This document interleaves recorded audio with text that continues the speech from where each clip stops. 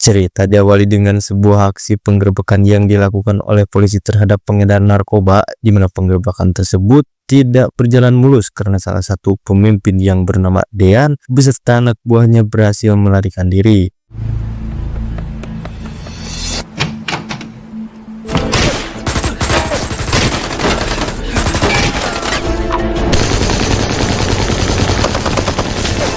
Dan kisah akan berfokus pada seorang polisi bernama Ajun yang terkenal sangat ahli menyamar dan mampu masuk ke dalam lingkungan para penjahat kelas kakap. Suatu hari Ajun diajak oleh temannya yang juga merupakan anggota pengedar mengunjungi sebuah bar untuk menemui pemimpinnya yang bernama Hua, seorang ahli di bidang kimia sehingga mampu membuat dan memanipulasi obat jenis baru.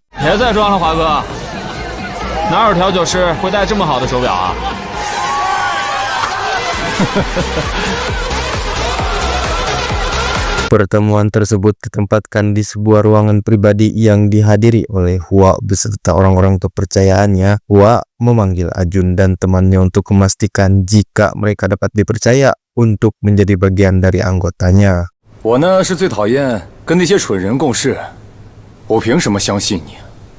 Di sini Hua sangat berhati-hati dalam mempercayai orang baru termasuk Ajun yang dibawa oleh temannya tersebut. Hua mengajukan beberapa pertanyaan kepada Ajun, di mana pertanyaan itu malah dijawab oleh temannya sehingga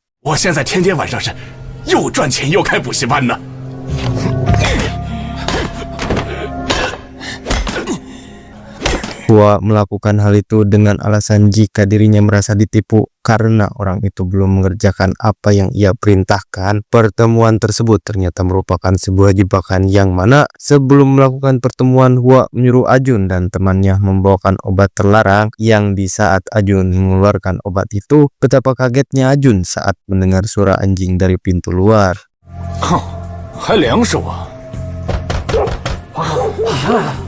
Rupanya Hua lah yang menelpon polisi untuk menyebloskan Ajun ke dalam penjara dikarenakan Hua masih terkendala dengan kepercayaannya. Dalam situasi panik itulah Ajun berusaha meyakinkan Hua jika dirinya dapat dipercaya dengan meminta waktu untuk mengubah jenis obat yang ia bawa menjadi jenis lain dengan mengikuti cara yang pernah ia lihat darinya.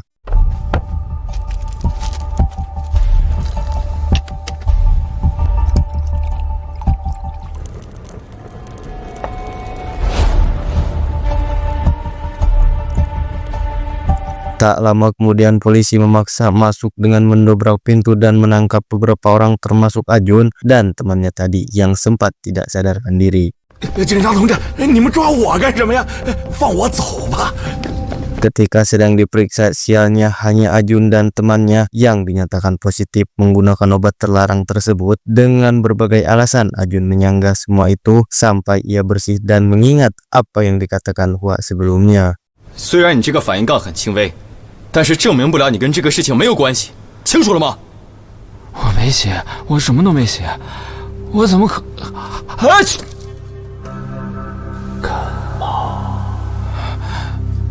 ……Ajun mengelak menggunakan obat dengan alasan ia mengalami flu dan memperlihatkan ingus yang ada di tangannya, dan dengan segala pertimbangan mereka, Ajun akhirnya dibebaskan dan bisa keluar dari kantor polisi. Setibanya di luar, betapa kagetnya Ajun saat melihat Hua beserta anak buahnya sedang menunggu di jalanan. Ternyata Hua menyambut hangat atas dibebaskannya Ajun dan menjadikannya sebagai anggota baru di kelompoknya. 我相信我们两个有共同的热爱，欢迎你加入我的团队。 Di suatu rumah di pinggir pantai yang tiada lain adalah rumah Ajun, Hua beserta ketiga anak buahnya yaitu Rose, satu-satunya wanita di kelompok itu, Juan, si pemuda pirang, dan bapak-bapak yang merupakan paman si Juan yang sedang dijamu hangat oleh Ajun. Ketika sedang bersantai, mereka tak menyadari jika di kejauhan ada sekelompok orang yang sedang memperhatikan gerak-gerik mereka, yang ternyata orang itu adalah Dean yang sebelumnya berhasil lolos saat penggerebekan di awal film tadi.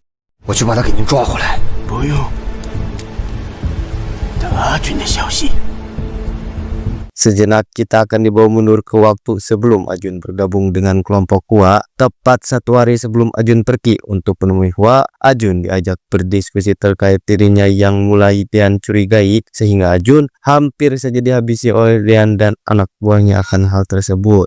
好像有事在隐瞒我呀！昨天到现在，你去哪了？ Ketika sedang berbicara itulah Ajun ditelepon oleh temannya yang menjadi penghubung antara dia dengan Hua, di mana teman ini mengajak Ajun untuk menemui Hua demi mendapatkan obat jenis baru yang biasa disebut dengan obat generasi ketiga. Namun bukannya marah, Dian malah terlihat senang dan mengizinkan Ajun untuk pergi ke tempat Hua dengan alasan Dian sangat terobsesi dengan obat tersebut. 我不用担心，要多少给多少，替我去看看。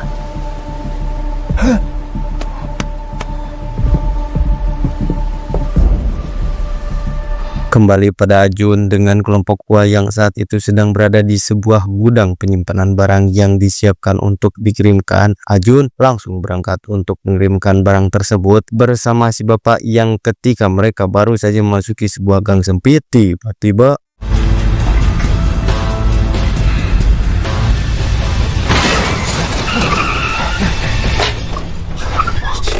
ya, ada seorang yang tiba-tiba loncat dari ketinggian, entah apa alasannya, di mana orang itu mendarat tepat di atas mobil Ajun dan meninggoy saat itu juga. Ketika polisi sedang memeriksa TKP dan sibuk menanyai rekan Ajun sebagai saksi mata kejadian itu tepat di balik kerumunan, terlihat Tian yang dengan siurannya memanggil Ajun dan mulai menanyakan semua yang Ajun tahu mengenai kelompok Hua, di mana Ajun yang baru mengenal Hua pun menceritakannya kepada Dian. 他叫什么？具体叫什么名字我也不知道，大家都叫他华哥。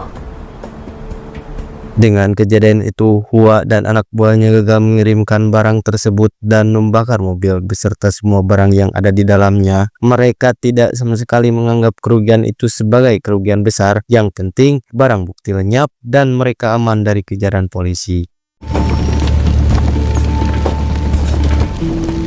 Tepat pada saat perayaan ulang tahun Yuan, betapa kagetnya Hua saat ada suara motor mendekat ke arah markas mereka, karena seharusnya tidak ada orang yang mengetahui tempat itu kecuali anggotanya sendiri, yang ternyata orang yang datang menghampiri mereka adalah pacar Yuan yang datang untuk mengucapkan happy birthday.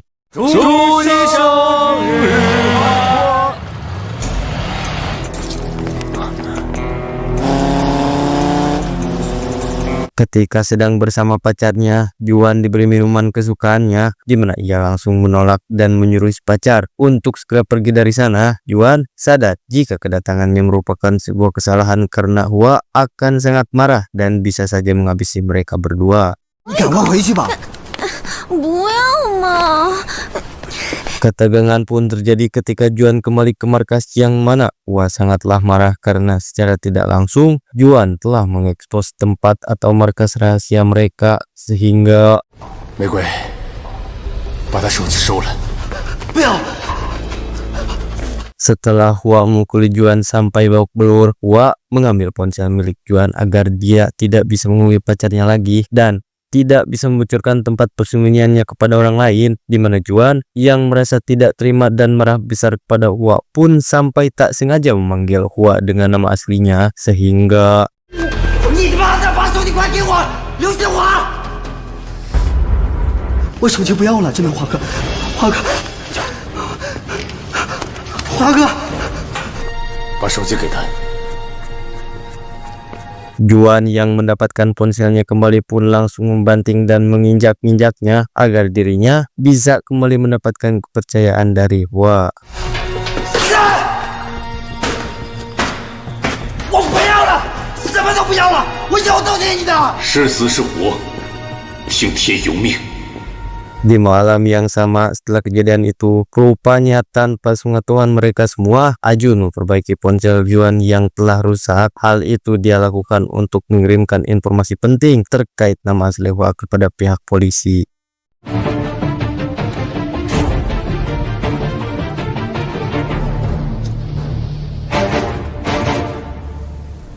Sebagai hukuman, Juan ditugaskan untuk mencoba obat baru yang mereka ciptakan, yang ketika obat itu dimasukkan ke dalam tubuh Juan, tiba-tiba 世君，没心跳了，我把它放上来。你起来！你别倒，你起来！这都是命。 Selain Juan, sang pacar yang memang sudah diputuskan nasibnya pun mengalami kecelakaan tepat saat dia sedang memarkir motornya dengan sangat kencang sehingga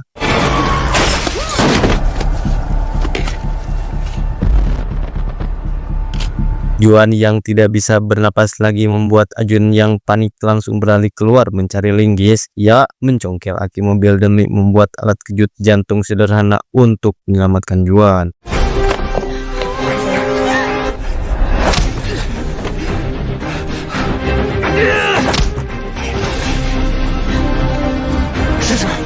是他救了你。 Singkat cerita, setelah drama kematian Juan, Hua dan Ajun yang sedang berada di laboratorium akhirnya berhasil menemukan cara untuk menyelundupkan obat tanpa bisa diidentifikasi oleh polisi. Mereka menggunakan semacam perangko atau sederhananya sejenis permen kertas yang bisa langsung dimakan dimanapun dan kapanpun saat mereka inginkan.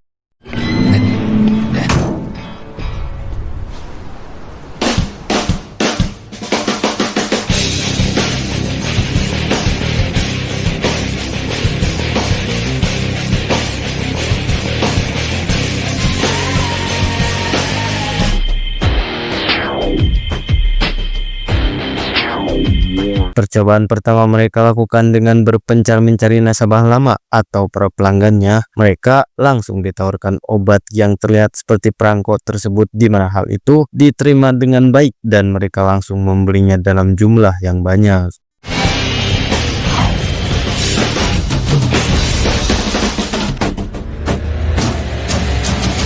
Pada saat Hua sedang duduk sembari main ML itulah tiba-tiba terdengar suara telepon yang dia kira telepon itu dari Ajun, tapi ternyata telepon tersebut berasal dari Dean yang sebelumnya telah menyandra anak buah Hua berkat kerjasamanya dengan Ajun. 所以阿俊啊，你放心，你觉得他会来吗？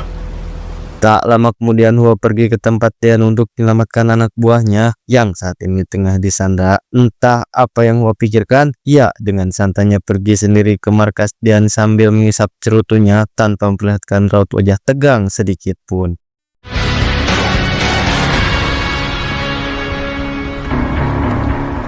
Di sana Hua disambut hangat oleh Dean seakan mereka sudah saling mengenal satu sama lain. Bahkan Hua dijamu dengan makanan mewah di kapalnya. Dean menceritakan tentang adiknya yang kehilangan tangan kiri akibat dipotong oleh seseorang. Dia anggap telah mencuri sebuah obat dan akhirnya bunuh diri karena tidak sanggup menahan rasa sakitnya lagi. 有一天他喝了大酒，自杀了。少了只左手，就自杀了。 Saking sayangnya pada si adik, Dean sampai rela memotong tangan kirinya juga agar bisa merasakan penderitaan yang selama ini dialami oleh adiknya. Yang semakin panjang pembicaraan, rupa-rupanya semua pembicaraan itu ditujukan khusus untuk Hua sendiri yang ternyata adalah pelaku dari pemotongan tangan adiknya tersebut. Sehingga Dean yang sakit hati pun berniat membalaskan dendam si adik, tetapi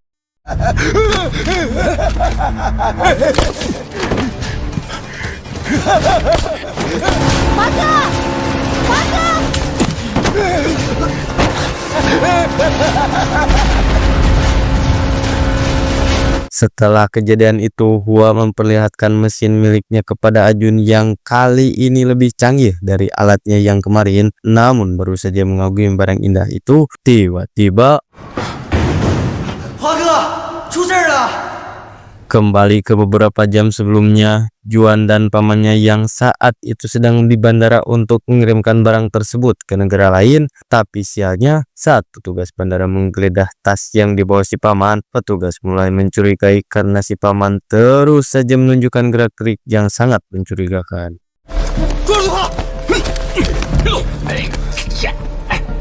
Juan yang tadinya izin ke toilet berhasil melarikan diri. Ia memilih untuk meninggalkan pamannya daripada harus tertangkap oleh polisi. Setelah sampai ke tempat, Hua Juan langsung menceritakan terkait kejadian yang dialami si paman. Yang bersamaan dengan itu, polisi mulai berdatangan ke sana sehingga Hua yang kasihan kepada anak buahnya pun meminta mereka untuk segera pergi dari sana, di mana Ajun dengan santainya memilih untuk menemani Hua agar mereka bisa tetap bersama meski harus berakhir di penjara.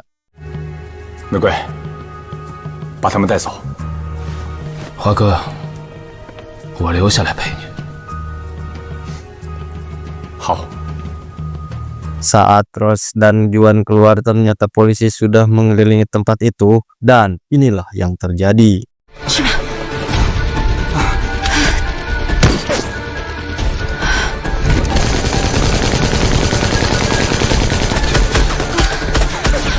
姐，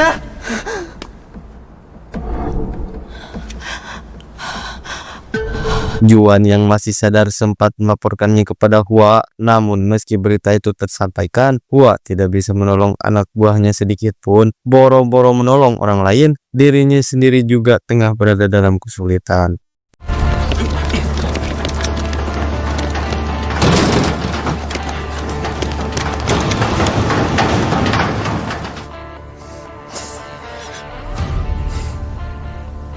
Singkat cerita, setelah penggerebekan itu, Hua akhirnya dipenjara bersama Ajun yang menemaninya. Bukan sebagai tahanan, melainkan Ajunlah yang menjebloskan Hua ke dalam penjara, karena ternyata Ajun adalah seorang polisi yang menyamar menjadi seorang pengedar demi menangkap kelompok Hua yang sudah sejak lama mereka incar. 1992年以后生产的几内亚邮票是有被缴的，谢谢。